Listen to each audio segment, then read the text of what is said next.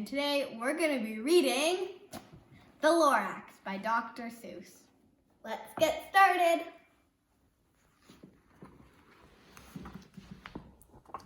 At the far end of town, where the grickle grass grows, and the wind smells slow and sour when it blows, and no bird ever sing excepting old crows, is the street of the lifted Lorax. And deep in the grickle grass, some people say, if you look deep enough, you can still see today, where the Lorax once stood, just as long as it could, before somebody lifted the Lorax away. What was the Lorax? And why was it there? And why was it lifted and taken somewhere? From the far end of town where the grickle grass grows, the old Onceler still lives here. Ask him, he knows. You won't see the Onceler, don't knock at his door. He stays in his lurkin, on top of his store. He lurks in his lurkin, cold under the roof, where he makes his own clothes out of muffled moof. And on special dank midnights in August he peeks out of his shutters, and sometimes he speaks, and tells how the Lorax was lifted away. He'll tell you, perhaps, if you're willing to pay. On the end of a rope, he lets down a tin pail, and you have to toss in 15 cents and a nail, and the shell of a great-great-great-grandfather's snail. Then he pulls up the pail, makes a most careful count, to see if you've paid him the proper amount. Then he hides what you pay him, away in his snubby, his secret strange hole in his gruvulous glove. Then he grunts, I will call you by a whisper-mophone, for the secrets I tell you are for your ears alone. Slop! Down flops the whisper-mophone to your ear, and the old Onceler's whispers are not very clear, since they have to come down through a snurgly hose, and he sounds as if he had smallish bees up his nose. Now I'll tell you, he says, with his teeth sounding gray, how the Lorax got lifted and taken away. It all started way back, such a long, long time back. Way back in the days when the grass was still green, and the pond was still wet, and the clouds were still clean, and the song of the swami swans rang out in space. One morning I came to this glorious place, and I first saw the trees, the truffula trees, the bright-colored tufts on the truffula trees, mile after mile in the fresh morning breeze. And under the trees I saw brown bar-baloots, frisking about in their bar-baloot suits, as they played in the shade and ate truffula fruits. From the ripulous pond came the comfortable sound of the humming fish humming while splashing around. But those trees, those truffula trees. All my life I'd been searching for trees such as these. The touch of their tufts was much softer than silk, and they had the sweet smell of fresh butterfly milk. I felt a great leaping of joy in my heart. I knew just what I'd do. I unloaded my cart. In no time at all, I had built a small shop. Then I chopped down a truffula tree with one chop. And with great skillful skill, and with great speedy speed, I took the soft tuft, and I knitted a sneed. The instant I'd finished, I heard a gazump. I looked, I saw something pop out of the stump of the tree I'd chopped down. It was sort of a man. Describe him? That's hard. I don't know if I can. He was shortish, and oldish, and brownish, and mossy, and he spoke with a voice that was sharpish and bossy. Mister, he said with a sawdusty sneeze, I am the Lorax. I speak for the trees. I speak for the trees have no tongue, and I'm asking you, sir, at the top of my lungs. He was very upset as he shouted and puffed. What's that thing you've made out of my truffula tuft? Look, Lorax, I said, there's no cause for alarm. I chopped just one tree. I am doing no harm. I'm being quite useful. This thing is a sneed. A sneed is a fine something that all people need. It's a shirt, it's a sock, it's a glove, it's a hat. But it has other uses. Yes, far beyond that. You can use it for carpets, for pillows, for sheets, or curtains, or covers, for bicycle seats. The Lorax said, "Sir, you are crazy with greed. There is no one on earth who would buy that fool Sneed." But the very next minute I proved he was wrong, for just at that minute a chap came along, and he thought that this Sneed I had knitted was great. He happily bought it for $3.98. I laughed at the Lorax. "You poor, stupid guy. You can never tell what some people will buy." "I repeat," cried the Lorax, "I speak for the trees." "I'm busy," I told him. "Shut up, if you please." I rushed across the room and in no time at all built a radio phone. I put in a quick call. I called all my brothers and uncles and aunts, and I said, "Listen here, here's a wonderful chance for the whole Onceler family to get mighty rich. Get over here fast. Take the road to North Nitch. Turn left at Weehawken, sharp right at South Stitch."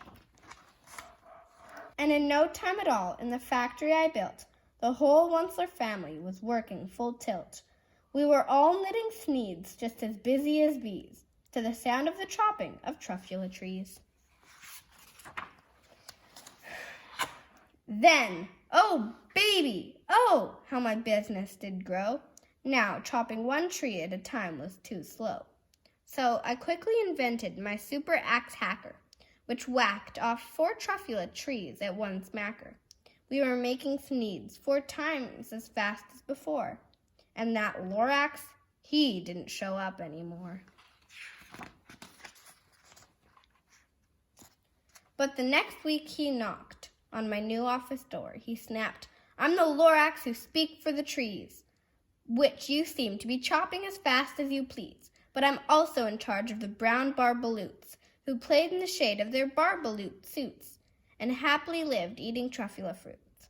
Now, thanks to your hacking my trees to the ground, there's not enough truffula fruit to go round, and my poor barbaloots are all getting the crummies because they have gas and no food in their tummies." They loved living here, but I can't let them stay. They'll have to find food, and I hope that they may. "Good luck, boys," he cried, and he sent them away. I, the Onceler, felt sad as I watched them all go, but business is business, and my business must grow, regardless of crummies and tummies, you know. I meant no harm. I most truly did not. But I had to grow bigger, so bigger I got. I biggered my factory, I biggered my roads, I biggered my wagons, I biggered the loads of the Sneeds they shipped out. I was shipping them forth, to the south, to the east, to the west, to the north. I went right on biggering, selling more Sneeds, and I biggered my money, which everyone needs. Then again he came back. I was fixing some pipes, when that old nuisance Lorax came back with more gripes. "I am the Lorax," he coughed and he whiffled. He sneezed and he snuffled. He snargled, he sniffed. "Onceler," he cried with a crufulous croak. "Onceler, you're making such smogulous smoke. My poor swomy swans, why they can't sing a note. No one can sing who has smog in his throat." "And so," said the Lorax, "please pardon my cough. They cannot live here, so I'm sending them off." "Where will they go?" "I don't hopefully know. They may have to fly for a month or a year to escape from the smog that you've smogged up around here." "What's more," snapped the Lorax, his dander was up, "let me say a few words about gluppity-glup. Your machinery chugs on, day and night, without stop, making gluppity-glup, also schloppity-schlop. And what do you do with this leftover goo? I'll show you, you dirty old Onceler man, you. You're glumping the pond where the humming fish hummed. No more can they hum, for their gills are all gummed. So I'm sending them off. Oh, their future is dreary. They'll walk on their fins and get woefully weary, in search of some water that isn't so smeary. I hear things are just as bad up in Lake Erie.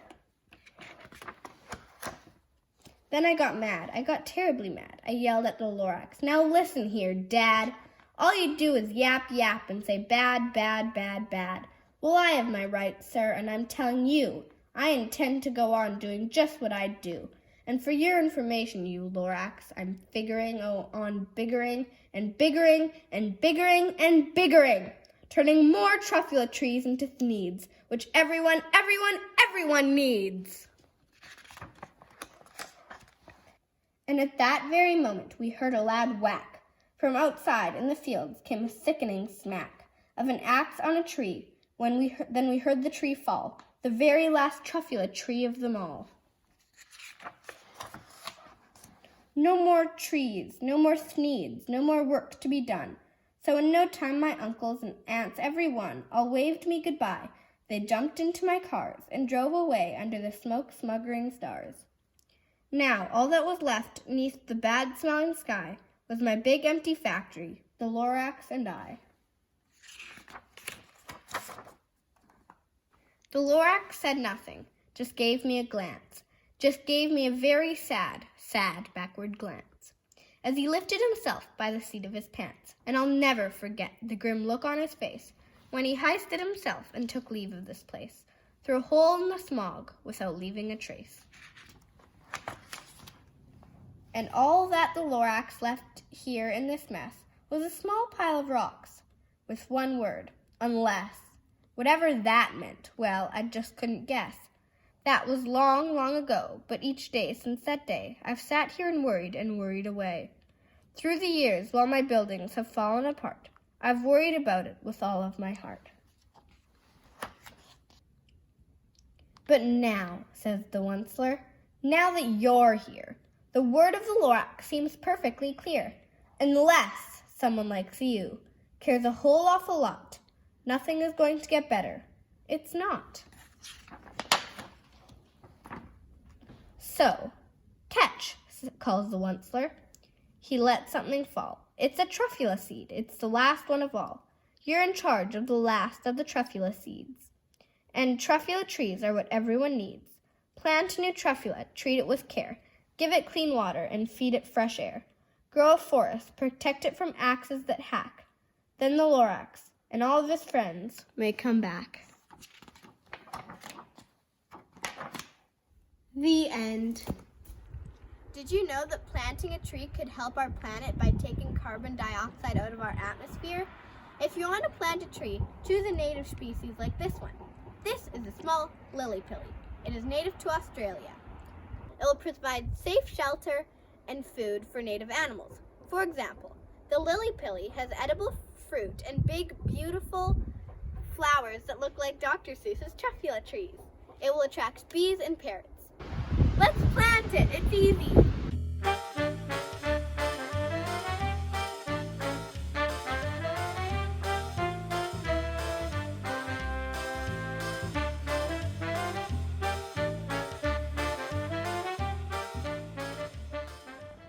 Wasn't that fun and easy? I think that I'm going to name her Silly Lily. Thank you so much for watching. I hope you enjoyed the book. See you next time. Let's get fit. Could help our planet by CO2. This is a silly pilly.